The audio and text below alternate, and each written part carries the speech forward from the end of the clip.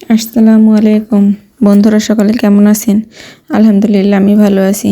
আজকে আপনাদের মাঝে অত্যন্ত মজাদার একটা বরবটি ভাজা নিয়ে এসেছি। প্রথমে আমি হাফ কেজি বরবটি নিয়ে নিয়েছি।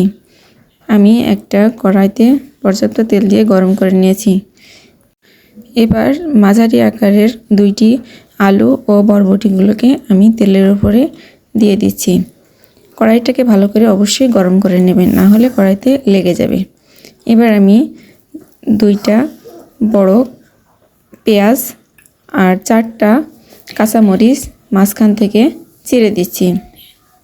স্বাদমতো লবণ, হাফ চামচ ধনিয়ার গুঁড়া, হাফ চামচ জিরার গুঁড়া আর 1 চামচ হলুদ দিয়ে দিচ্ছি।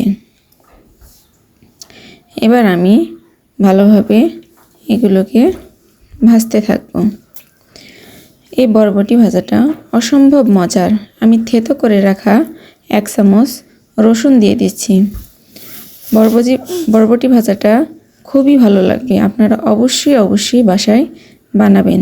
যারা সবজি খেতে একদমই পছন্দ করেন না, তাদের কাছেও খুবই ভালো লাগবে এই বরবটি ভাজাটা। এই বরবটি ভাজাটা খুবই টেস্টি একটা খাবার। স্বাস্থ্যের জন্যে সবজি আমাদের খুবই উপকারে আসে।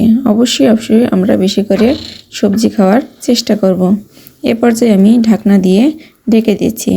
ঢাকনা দিয়ে আমি 4-5 মিনিট মতো এই ভাজিটাকে রান্না করে নেব মিডিয়াম টু হাই হিটে। এই ভাজাটা খুবই মজার একটা ভাজা। আপনারা অবশ্যই বাসায় এই ভাজাটা ট্রাই করবেন এবং আমাকে জানাবেন।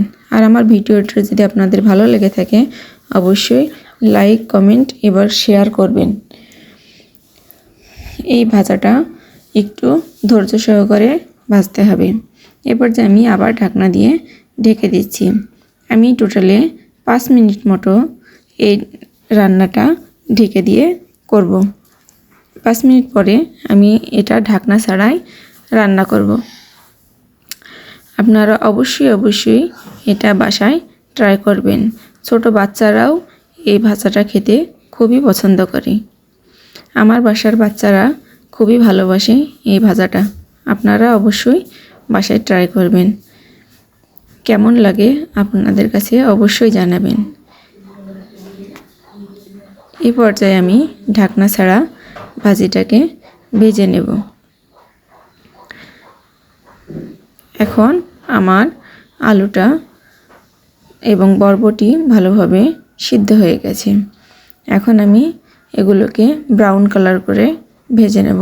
তাহলেই আমার ভাজিটা রান্না করা কমপ্লিট হয়ে যাবে। এখন দেখুন আমার ভাজিটা প্রায় শেষের দিকে। আমার ভাজিটা এ পর্যায়ে হয়ে গেছে। এবার আমি পরিবেশন করে দেখাবো। দেখুন কতটা সুন্দর হয়েছে আমার এই ভাজিটা। অবশ্যই আপনারা এটা বাসায় তৈরি করবেন।